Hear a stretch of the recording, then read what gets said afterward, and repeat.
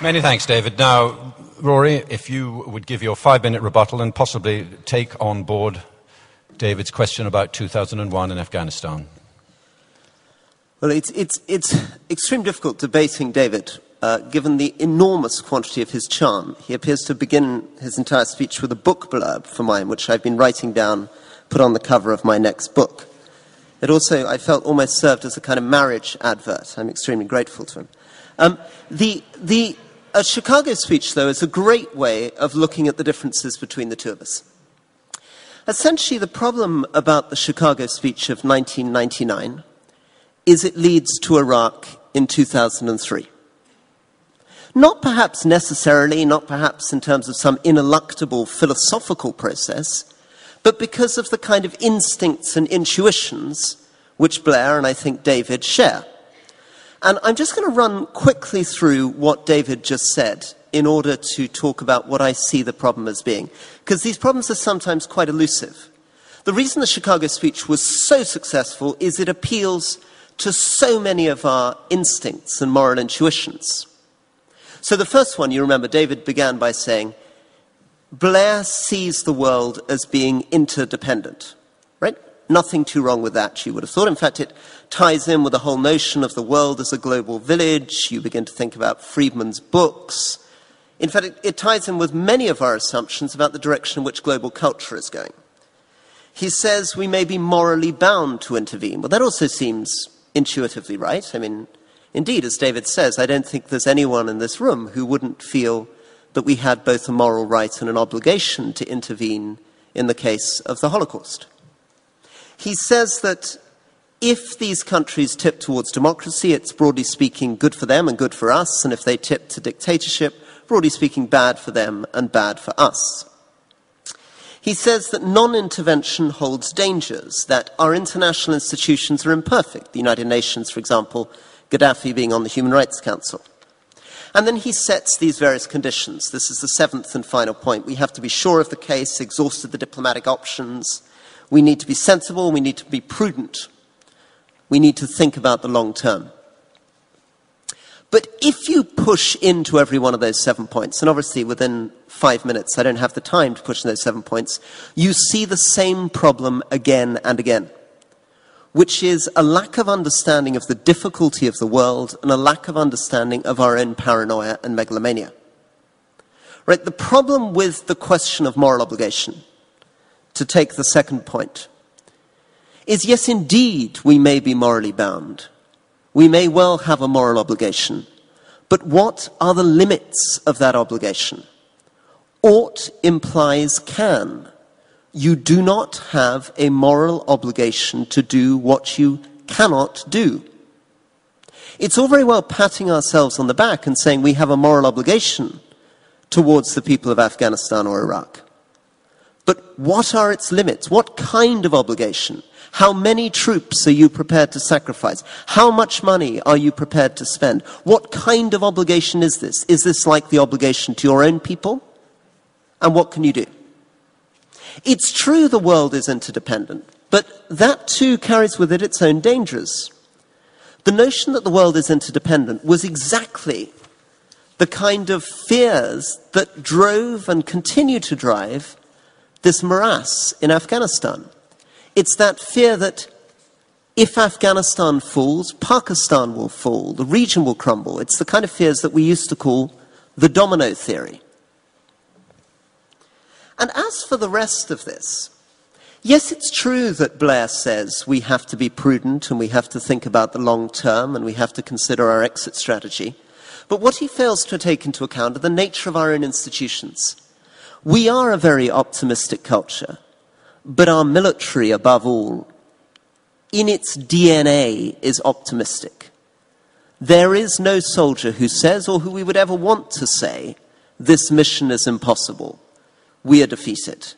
Every general, given a chance, will say, okay, I've come up with a new strategy, give me some more resources, and I'm going to crack this one. You cannot, as we found over the last 10 years, simply rely, as Blair thought he could, on going in to see the chiefs of staff and saying, is this Iraq thing doable? Is this Afghan thing doable? Because the answer always comes back, as it's coming from Petraeus at this very moment, yes, it is. I'm cautiously optimistic. Every general says, I've inherited a dismal situation, but I have a new strategy requiring new resources, and this year will be the decisive year. What does this all mean?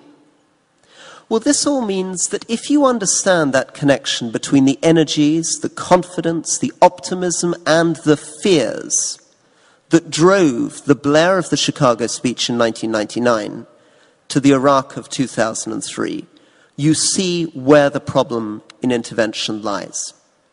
I'm not a radical pessimist. I've lived in a lot of these countries, and I sometimes feel that we've managed to achieve a great deal in education, in health, and infrastructure in countries like Afghanistan. But the only wisdom in these countries is the wisdom of understanding our limits, of what we don't know and what we can't do. The only wisdom is the wisdom of humility. Humility is endless. Thank you very much. Rory.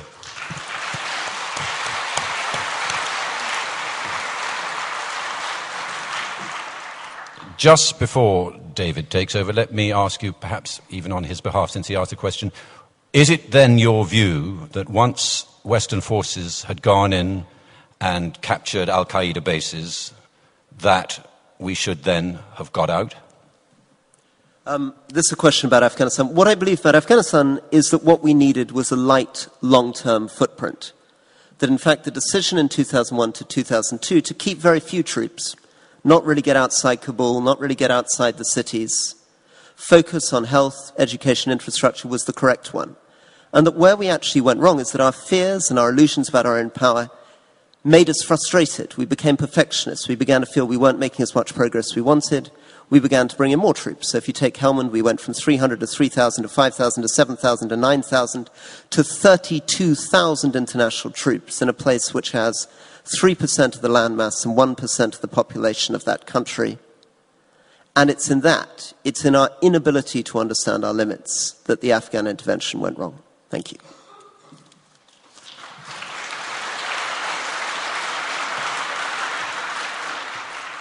Okay, David.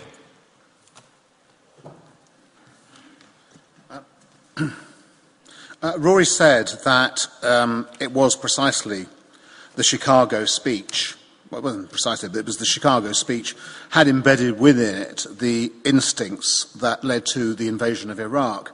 Actually, I don't think it did. I think that Chicago, as impacted upon by 9/11, might have held within it the seeds of what happened in Iraq. But Iraq was a very particular response to the situation that both America and Britain and some others thought that the countries faced in the wake of 9/11 and the realization that there were groups of terrorists who were prepared to use means that no other group, organisation of guerrillas or terrorists had ever been prepared to use. That's essentially what they felt 9/11 told us. Now, to somebody like me, however, intervening in Iraq, although it wasn't something that I wanted for myself, in the sense that it wasn't something that I was advocating before Bush decided to do it, it also was something that I wasn't prepared to oppose exactly because of what was contained in the Chicago speech. To that extent, you are partly right, Rory, and I think you're also partly wrong. But nevertheless, you were in favour of the invasion of Iraq at the time, presumably because you felt that leaving somebody like Saddam in place was a problem. I want to kind of remind ourselves of what the process of policy towards Saddam Hussein actually was between, let's say, 1980 and the time that we invaded in 2003, or let's say between there and 1998. The process in Iraq was this. Firstly, we dealt with Saddam on a friendly basis, on the basis that he was a realpolitik counter to Iran, which we saw as being a threatening regional power.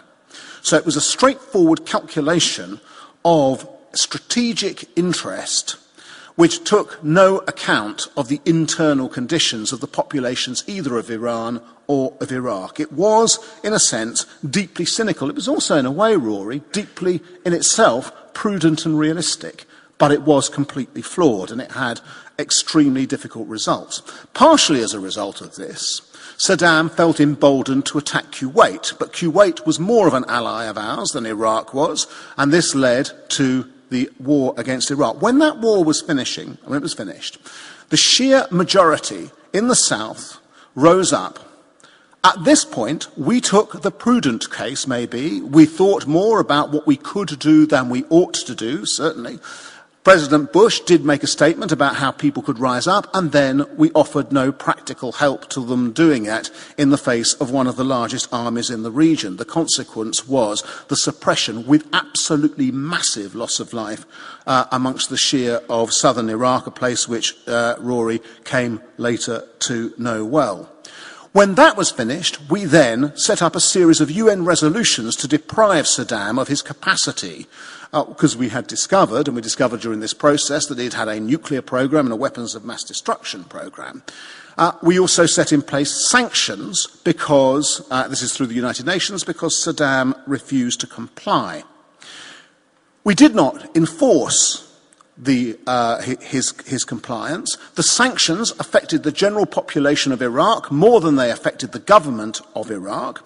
And by the time we got to 1998, we were expending a large amount of capital enforcing between the Americans and the British no-fly zones and being the standard bearers for sanctions, which, though they were impacting upon his capacity to attack anybody, were also making us very unpopular around the world and leading to a demand for their withdrawal. In fact, actually, by 2003, we had run out of policy options in Iraq, and almost everything that we'd done in the previous 20 years, not in the context of Chicago, helped lead up to the eventual disaster. Funnily enough, despite the catastrophes that attended the intervention in Iraq itself cannot, I think, at this point, be historically regarded as a catastrophe. Because what you do seem to have in Iraq is a relatively stable government which involves not the highest level of democracy, but some level of democratic involvement and freedoms. It is complicated, as Rory says, these places are, but nevertheless, that is the situation. And what do we face now as a consequence of the way in which people are thinking about, and I'm not going to demur with anything that Rory says about Afghanistan for the moment, because the question always is what happens alternatively, and I do think that Rory also builds, to a certain extent, a fantasy of his alternative imagination of what his Afghanistan looks like, just as I do, to be frank. But I think that we face at the moment a gigantic, and this is obviously the case in looking at things like Libya, a gigantic failure of nerve, partially because of Iraq, partially because of Afghanistan, largely also because of the economic crisis and the crash which has deprived us, in our minds, of the capacity, more or less, to do anything in foreign policy terms. The shift of yes we can to oh God we better not, which I thought was extremely well captured there by Rory. So much so that when the government even went as far as discussing starting the process of looking at a no-fly zone to operate in the case of Colonel Gaddafi using his air force against unarmed or relatively unarmed insurgents, this is what, and I'll finish on this, Simon Tisdall wrote in The Guardian. It's legitimate to ask how far the Prime Minister is prepared to go in backing up his belief that it will be intolerable to allow Gaddafi to use military force against his citizenry. Governments all over the world do exactly that with depressing frequency, whether in Zimbabwe, Uzbekistan, Burma, Iran or China. Britain has somehow learned to live with that without threatening to send in the Marines. You'll notice that David Cameron was not threatening to send in the Marines. This was the reaction to the no-fly zone. And I worry how far this kind of talk leads us to the notion that there is, in effect, nothing we can do, that as James Baker famously said about Bosnia in the early 90s, we have no dog in this fight. Nothing could be more mistaken.